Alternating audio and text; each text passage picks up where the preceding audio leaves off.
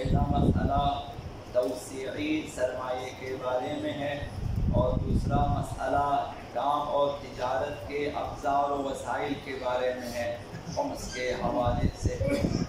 کل بنیادی سرمایے کے بارے میں عرض کیا کہ جو ضروری سرمایہ ہوتا ہے جس سے آپ تجارت کر سکتے ہیں اور مناسب شأن زندگی بسر کر سکتے ہیں، اس سے کم سرمایے پہ آپ کا کام نہیں چلتا ہے، یا زندگی بامشقت ہو جاتی ہے یا پھر نامناسب کام بھی کرنا پڑتا ہے۔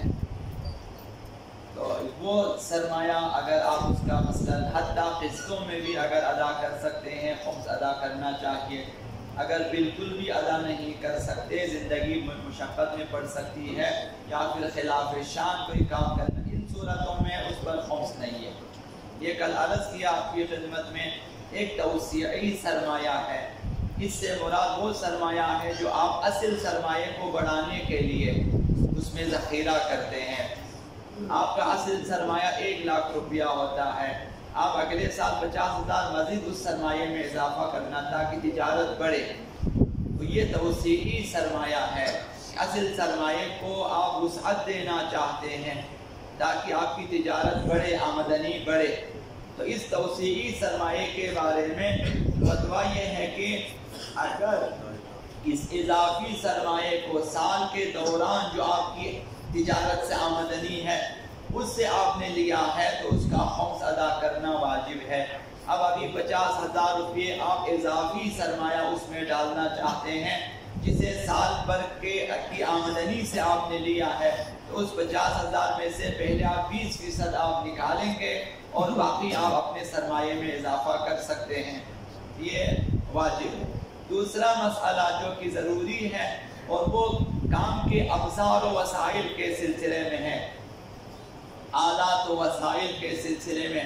مثلا دکان آپ کو چاہیے، دکان بھی ایک وسیلہ ہے، یا پھر تجارت کے لیے بھی جگہ آپ کو چاہیے، وہ جگہ بھی، اور اسی طرح سے جو ہے مثلا ترکھان، لوہار، اس کے آلات اوزار چاہیے اسے کام کرنے کے لیے، مستری کے لیے مثلا کام کرنے کے لیے آلات و اوزار چاہیے۔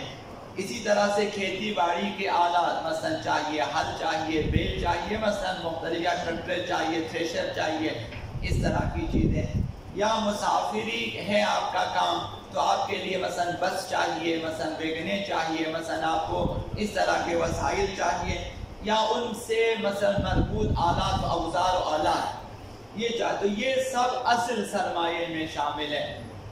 اگر اصل سرمایہ دکان آپ کا سرمایہ جس میں آپ کے 1 لاکھ روپے تجارت، اب اس میں دکان ہے تو وسائل ہیں، افزار ہے، جو کچھ اس تجارت کے لیے چاہیے وہ سب اسی سرمایے میں شامل ہے۔ جہاں سرمایے پہ خمس واجب ہوگا ان چیزوں کو بھی آپ کو حساب کرنا ہے، اور جہاں سرمایے پہ خمس نہیں آئے گا تو وہاں یہ ان چیزوں پر بھی خمس نہیں ہے۔ تو یہ تمام چیزیں اصل تجارت اور اصل سرمایے کے ساتھ مربوط ہیں۔ دکان پہ اگر جو ہے تجارتی آپ کا جو اصل سامان ہے سر اس پر خمس آتا ہے تو دکان سے میں تمام افزار وسائل پہ خمس آئے گا۔ مثلا آپ کے پاس گاڑی ہے تجارت کے لیے، موٹر سائیکل ہے آپ کے پاس، مثلا رکشے ہیں، مثلا اور بھی چیزیں، یا حتی ترازو مرازو وغیرہ سب اصل سرمایے سے مربوط ہیں، کیونکہ اصل صرف اسی پیسے سے آپ تجارت نہیں کر سکتے، آلات افزار بھی چاہیے آپ کو، وہ اسی سرمایے کے ساتھ شامل ہے۔ جہاں سرمایے پہ خمس آئے گا آلات افزار پر بھی خمس آئے گا۔ تو یہ دو مسئلے، ایک حدیث مبارکہ آپ کی خدمت میں عرض کرنا چاہوں گا اس عنوان کے تحت کہ خمس دین اسلام کی نصرت کی ایک شکل ہے، دین اسلام کی نصرت اور مدد کی ایک شکل ہے۔ یہ حدیث مبارکہ حضرت آقا امام رضا علیہ السلام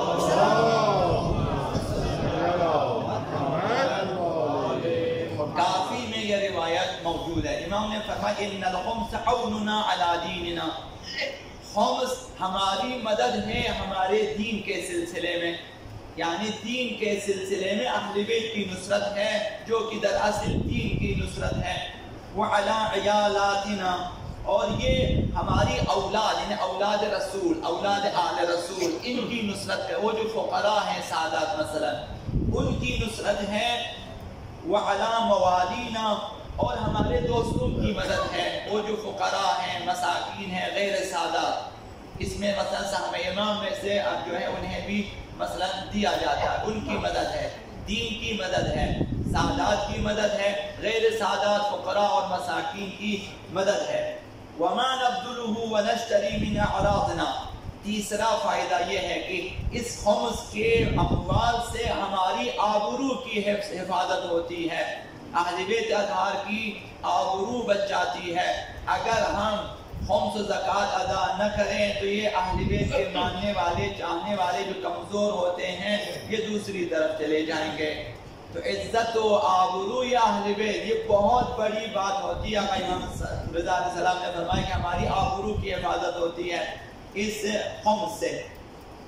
ممن نخاف سطوتہ، وہ لوگ جو ہمارے اوپر پھر جو ہے سلطنت پیدا کریں گے، وہ ہمارے اوپر مثلا حکومت پیدا کریں گے۔ اگر ہم لوگ خمس و زکوٰۃ ادا نہ کریں تو دین کمزور ہوتا جائے گا، اہل بیت کے ماننے والے کمزور ہوتے جائیں گے، تو دشمن جو ہیں وہ ان کی سلطنت پیدا ہوگی، ان کی حکومت پیدا ہو جائے گی، اور وہ لوگ مثلا ہمارے اوپر جو ہمارے سرپرست بن جائیں گے، ہمارے اوپر سوار ہو جائیں گے۔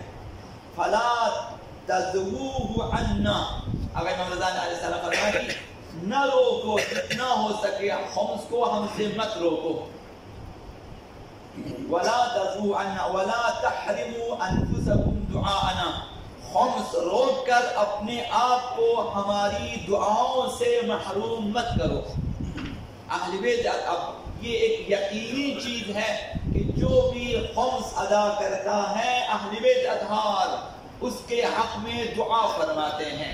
امام رضا نے فرمایا اپنے آپ کو ہماری دعاؤں سے محروم مت کرو، جہاں تک ہو سکے خمس مت روکو اور خود کو ہماری دعاؤں سے محروم نہ رکھو۔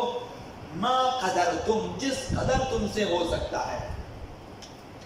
فَإِنَّ إِخْرَاجُهُ مِفْتَاحُ رِزْقِكُمْ، اس کے علاوہ کہ ہماری آبرو کی حفاظت ہوتی ہے، دین کی نصرت ہوتی ہے، اولاد رسول کی نصرت ہوتی ہے، اس کے علاوہ خمس ادا کرنا تمہارے رزق کی چابی بھی ہے، رزق و روزی کی چابی بھی ہے۔ خمس ادا کرے رزق و روزی میں حتماً اضافہ ہوگا۔ وَتَمْحِيطُ ذُنُوبِكُمْ، پانچواں فائدہ یہ کہ تمہارے گناہ بھی معاف ہو جائیں گے، تمہارے گناہ بھی معاف ہو جائیں گے۔ وَمَا تَمْهِدُونَ لِأَنفُسِكُمْ لِيَوْمِ فَاقَتِكُمْ، اور یہ تمہارے ضرورت کے دن یعنی روز قیامت کے لیے ذخیرہ بھی ہے۔ یہ جو چند روپے پیسے ہم نکالیں گے بعنوان خمس، یہ جہاں اہل بیت کی مدد ہوتی ہے، دین کی مدد ہوتی ہے، فقراء مساکین کی مدد ہوتی ہے، حفظ آبرو بھی ہے اور گناہوں کی معافی بھی ہے اور رزق و روزی میں اضافہ بھی ہے، قیامت کے لیے ذخیرہ بھی ہے۔